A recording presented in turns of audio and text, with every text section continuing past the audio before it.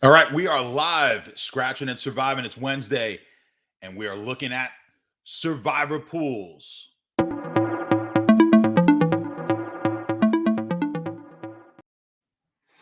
right, guys, every Wednesday, right around noon, we're going to be doing this, trying to help you guys, guide you on survivor pools, survivor bets, and hopefully win some money for some of you guys out there on your survivor pools. Whether you're in a large one, small one, there's a lot of strategies involved with survivor pools. Now, this week, what I wanted to do, I've talked about that Survivor Grid website. I want to get on there. Let's dive right into what we're looking at on survivor grids, and then we'll go over exactly each and every game on the grid, what this means, and where we should be with our money. So I have this, I believe I have it sorted by win percentage, and that's their win percentage. My spreadsheet, when I show you, is going to be slightly different. Again, it's based off of the it's based off the lines and the money lines. And let's just take a look. Actually, the way I sorted it, yeah, it was win percentage. Let me just make sure that's how I have it. And Denver, obviously, the largest win percentage of the week, and they're getting the most amount of action. That P percentage is the amount of pick. That's the pick percentage as per Survivor Grid. They're taking all that data off of Yahoo and Office Football Pool, a bunch of different websites where the money or where the picks are coming in right now. For the most part, obviously, there's going to be different rules. For the most part, these are going to be pretty standard type of pools. And so you're going to want to look at this to get a fair idea of where the market is, where your pool is going to have the most amount of picks taken. So interesting this week, Denver, not a team particularly that we're looking to take throughout the season, or we don't anticipate, but they get the Jets this week, so they're a big favorite against the Jets. That's going to be a common theme right now as we're seeing the first 2 weeks, pick against the Jets. A lot of people thought, let's pick against Houston as the team to pick on this year, and then you got burned in week one if you did that. Picking against the Jets so far has been successful. Denver's going to be an extremely popular pick. But now, if you go one down, Carolina, and I mentioned Houston, Carolina has looked really, really strong so far. That was a huge win this week against New Orleans, a team that dominated Green Bay. Carolina is a team where if you have a single entry in a standard type of pool, regardless of how large the pool is, this is a spot where you're going to get some leverage by taking Carolina over Houston as opposed to Denver. If you look at this, the reason I'm bringing this up is it's really nice. It shows you all of the remaining games in one nice and neat grid. If we go to Denver, now you're looking at week 14 against Detroit. That's going to be another option where you're going to possibly want to take Denver, right? It's hard to look that far into the future, but we do have the ability to take Denver here in week 14. Carolina, now, unless Carolina is a lot stronger than we think, and that's possible the way they've played. If you watch the show, The Wise Guys with Anthony Gargano, which will be on tonight with Kevin and Anthony, he is a big bull on Carolina. He thinks Carolina is going to the playoffs. If that's the case, some of these numbers are going to change. But as it stands now, Houston looks like the best chance you have at taking Carolina this week. And you're also going to get a lot of leverage over the field as a lot of people are going to be on Denver. If the Jets were to upset Denver, you're going to move up and give yourself a far greater chance of winning your pool if you take a team like Carolina. Now, you got Baltimore playing Detroit. That's going to be another very popular pick. But we're going to have some opportunities with Baltimore more so than we would with Carolina in the future. So I do like that. If I have a single bullet, I do like the Carolina pick a little bit better in this scenario. So as we go down the list, Buffalo, as you see, the green on here is going to signify the best odds, right? The greener it is, if you see next week that Houston, they're going to be the biggest favorite on the board next week. So while 11% of the people are taking Buffalo this week right now, you're probably going to want to avoid that with a single bullet because we're going to go ahead and take them possibly next week as there's going to be less options.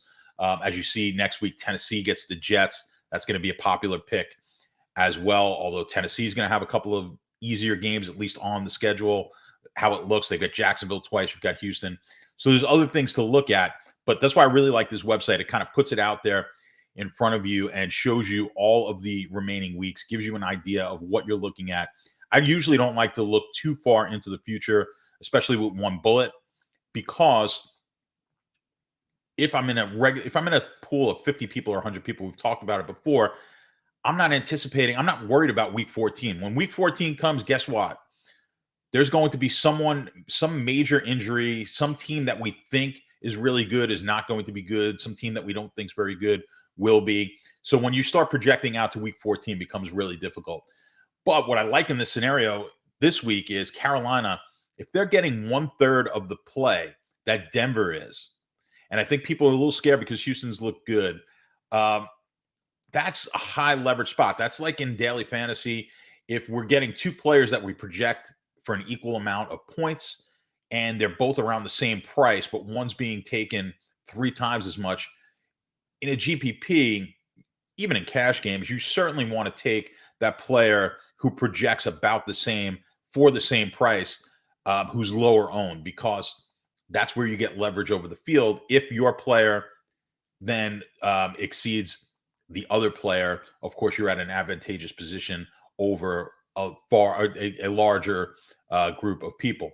Now, in this scenario, if you get a jet victory and we can knock out 1/3 of the people left in pools and you advance, of course, that increases how much your pool is worth, how much your pick is now worth.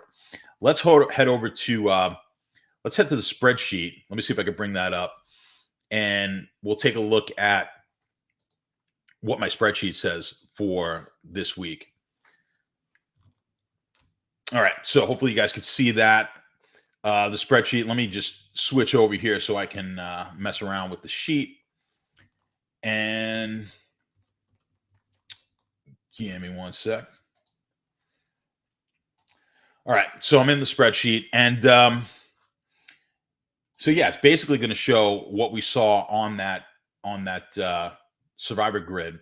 I changed the money lines, and the percentages are going to be, the win probabilities are going to be mine, because I'm looking at it, as I mentioned before, I'm trying to get a more accurate win percentage. They're taking it from just the sports betting line, and I'm taking a midpoint between what Denver's line would be and the Jets line. That midpoint's going to be a little bit more accurate as to what the win probability is. If you go to the Sharp Academy, I've got videos on all that stuff. So win probability is just slightly greater here. There's a 2% greater chance that Denver wins over Carolina. So obviously here, Carolina is where we're getting the most bang for our buck. I have the settings here at 75%, but if I'm in a small pool, 25, 25%, let's say I've got 75 people left in my pool, small pool, I've got one entry.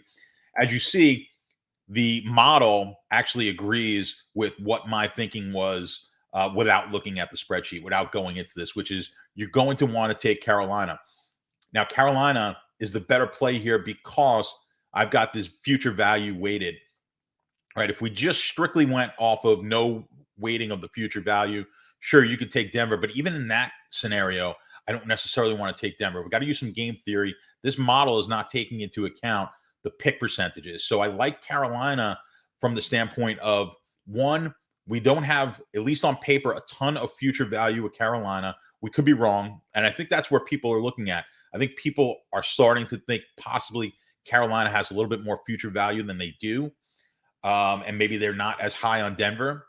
And that's probably why we're seeing a greater percentage of picks being on Denver right now. But we need to take advantage of that. We need all these opportunities where we can have a week where we bust the top team. And busting, a team like Denver, who I think is actually better than a lot of people thought, but a team that's probably not a playoff team, can easily lose a game even as a big favorite.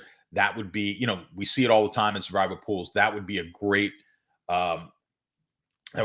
situation for us if we took a team like Carolina. So if I have one bullet in a small pool, I'm taking Carolina. Let me see what it says here. Let's say if I was in a large pool, one bullet, I had 1,000. There were 1,000 entries. That's where I've got to start taking some more chances. So if I had 1,000 entries, one bullet, and I wanted to really weight future value more, interestingly, it's still giving me Carolina as the top play. And in my mind, I also thought that would be the right play. So Carolina really is going to be your play here all across the board in all sorts of pools. Let's just give it a look I'm in that pool I told you about now. I lost. I had 50 picks last week. I think I lost 5 with Pittsburgh because I really have to. In that pool, there's going to be double picks. It's 6,000 plus people or 6,000 entries to start in that pool. And in that pool, I need to take a lot more chances. So I was taking 5 and 6 teams each of the first couple of weeks, and I was weighting it at 75 here on my on mine. So let's say I believe I got about 45 picks left. I think there's 4,600 people left in the pool. So as you can see, this is what we should get rid of actual here because we don't have the actual yet. So what it's telling me is if I'm in a pool like that, interestingly, we've got to take some Giants. Why? Now, why is it giving me the Giants? Because the Giants are a favorite. The Giants will maybe be this may be the only time they're favored this year. Now, I actually don't like the game. I've given out Atlanta. I'll give you guys a little freebie here. I gave out Atlanta, or I will be giving out Atlanta as a pick this week. I do like Atlanta plus the points. But that being said, I don't worry about that. I don't handicap these games, as you've noticed. I'm not really worried about who I think is going to win the games. That's not how you play these things. You're playing it from a number standpoint. This is a strategy and a numbers play. It's the same way DFS is. I know how people play fantasy and daily fantasy, and the fun of it is trying to pick that one lineup and pick one single player that you think is going to go off, and then you can tell your friends, hey, I picked that player. I had Derrick Henry last week. I knew he was going to be great. I had a Kyler Murray in my lineup. I knew he was going to be really good. That's the fun of it. This is very ego driven. But the guys who do this for a living are very much numbers driven. And the Giants look awful here. But like I said, if I've got 45 picks, and I do in a pool like that, I've got another pool where I've got 20 some odd picks. And it's a ton of entries, and it's a type of pool where eventually I'm going to need to make double picks. The Giants, if I could squeak by, if I could get a few entries, in this case, they want me to put almost 10% of my entries on the Giants. If I could get away with a Giant win there, that's like a free ticket. Okay, Cleveland against Chicago is a game. Now, Cleveland's going to have a lot better future value. They're right in the middle of the pack here on what we think their future value is going to be. But we're going to want to spread it out, take some Clevelands, take some Arizonas, and take some Baltimores. But the bulk of what I'm taking is going to be Denver and Carolina. Again, let's just sum it up. If I'm in a single bullet, just about any type of survivor pool you're in this week, just about, I'm going to want Carolina. Even if it's a pool where I need to take multiple picks in the future, if I only have one entry, it's going to be Carolina. Let's see. Now, if we bump it up to 100, it's still Carolina. Okay. So Carolina is going to be the pick. I think that's going to be the pick just about you want to take in all sorts of formats for survival pools this week. And of course, if you're in the type of pools we've talked about before, where you've got a lot more entries, you need to be more diversified and spread that out. So I think it's clear cut this week. Again, if they win, I look like a genius. If not, of course, we're suffering. But remember, we're not playing these pools to see how long we can survive. We're playing these pools to win. So I look at getting knocked out early as that's one less thing for me to worry about on Sunday mornings, and I just move on with my life. But you have to be willing to take some risks. Now, in this case, we're a pretty big favorite against Houston. Taylor's doesn't look like Taylor's playing, so we should be in good shape here with Carolina, and we'll hope for the best. There's always a big upset. We'll hope it's the Jets and put ourselves in a really good position. So that will be our Survivor update for this week. Again, as these lines change, sometimes my pick is going to change, but the way it looks this week, I think we're going with Carolina, and we'll see how it goes. So next week, Wednesday, guys, be ready with your questions. I know you ask a lot of questions in the Discord. If you're not in the Sharp app, head over to the Sharp app. You can watch this show.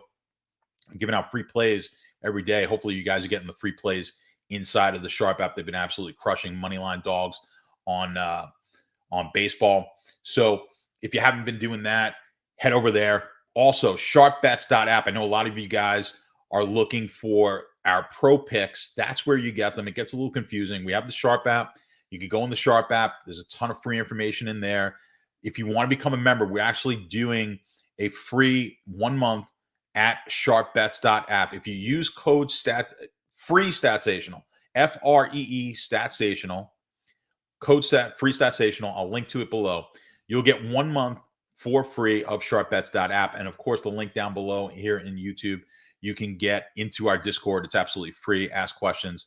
If you got Survivor questions, questions on the games, any of the sports, we've literally got every sport covered from a sports betting perspective. So let's win this week.